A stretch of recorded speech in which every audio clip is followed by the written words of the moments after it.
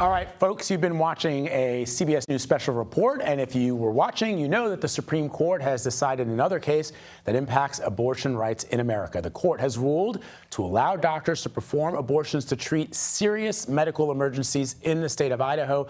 That is a state with a near total abortion ban.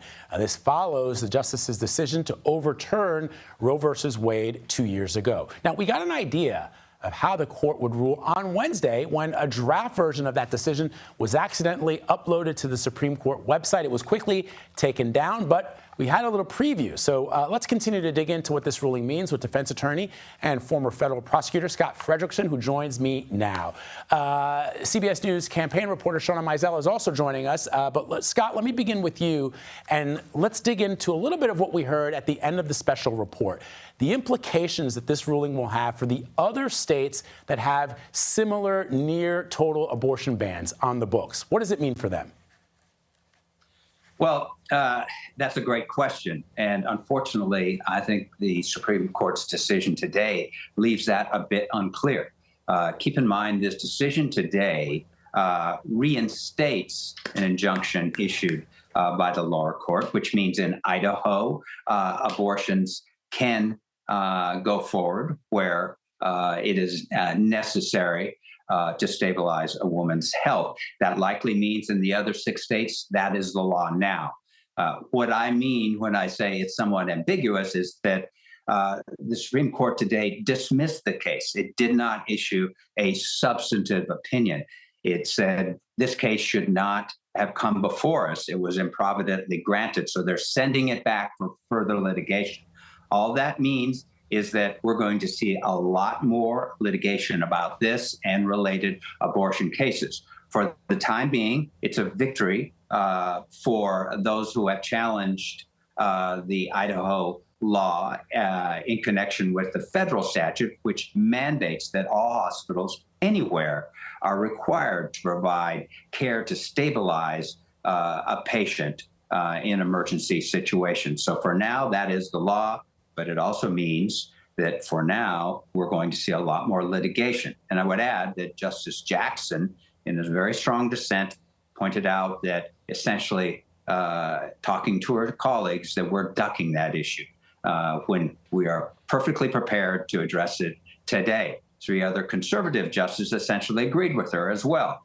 But in the end, that will come at another day. For now, the law is that the Idaho hospitals and others in those other 6 states who have restrictive abortion laws must provide abortions to women when their health requires it to stabilize their situation. All right, Scott, thank you so much for standing by for these decisions. We'll be talking with you as we await more decisions, perhaps tomorrow or even next week. Thank you very much.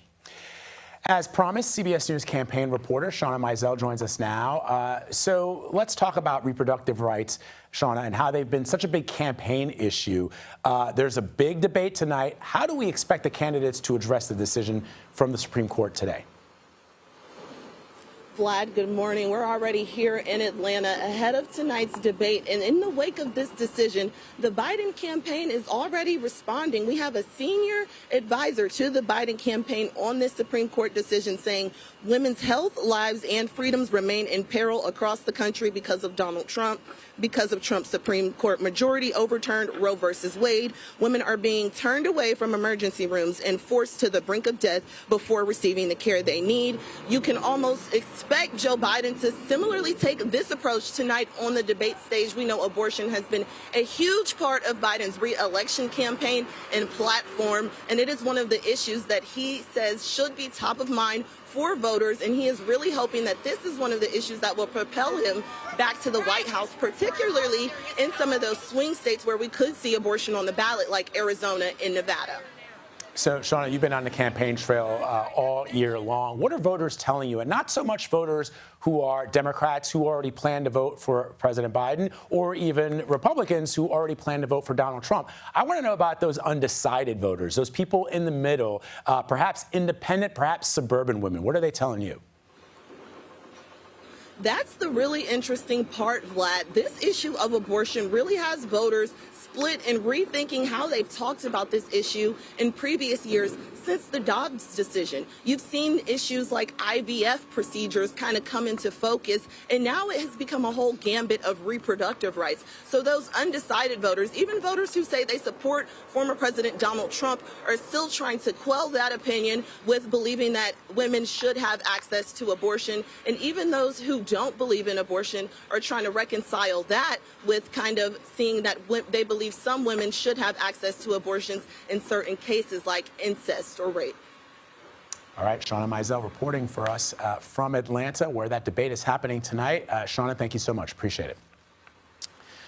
Well, let's continue to dig into this with Elizabeth Sepper. She's a professor of law at the University of Texas, and she joins me now. So Elizabeth, give our viewers a little sense of the history of this case. And I'm particularly intrigued by Associate Justice Ketanji Brown Jackson's fiery dissent. Break that down for us. This case originates from a lawsuit the Biden administration filed against Idaho. There's a conflict in Idaho between the Federal Emergency Medical Treatment and Labor Act, which requires stabilizing treatment, including abortion, for emergency medical conditions. That includes conditions where someone's health is in serious jeopardy. But Idaho's abortion ban says doctors can't provide emergency abortion care unless a woman's life is at stake. And so there's a conflict between these two laws. The Biden administration prevailed at early stages in the trial court, receiving a preliminary injunction against the Idaho law. So doctors were momentarily allowed to perform emergency abortions consistent with EMTALA. The case then went up to the Court of Appeals, the Ninth Circuit, at which point the Supreme Court reached out and took the case before the Ninth Circuit could issue any opinion or even hear the case on the merits. And at that point in time, the Supreme Court stayed the trial court's preliminary injunction, which meant that EMTALA did not apply to pregnant people in Idaho since January, so that lots of women were airlifted out of the state because they could not receive emergency treatment in Idaho emergency departments. And so Justice Jackson really reprimanded the conservative majority of the Supreme Court. It was clear the conservative justices had determined to reach out and take this case early, had determined to leave Idaho women without emergency abortion care for 5 months. And then here we are at the end of June, and suddenly they have changed their minds. And what she reminds us is this just delays the inevitable, that these cases will be back at the U.S. Supreme Court probably after the election. All right, Professor Elizabeth Sepper, thank you very much. We appreciate you. CBS News campaign reporter, attorney Katrina Kaufman is standing by outside the Supreme Court. Katrina, so three big cases out of the way today. What are we waiting on? You know, everybody is hoping that we will get that decision on January 6th and presidential immunity. What are your thoughts?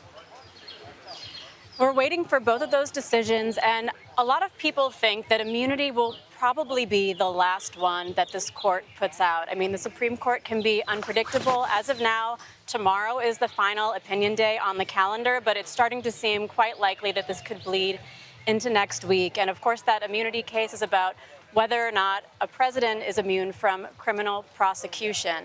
The other big case that we're still waiting on is Fisher, which is about the January 6th Capitol rioters and whether or not the obstruction of an official proceeding statute that was used in hundreds of these cases can stand. That statute has always been used in relation to the destruction of documents or records, which is a really different context than the storming of the Capitol.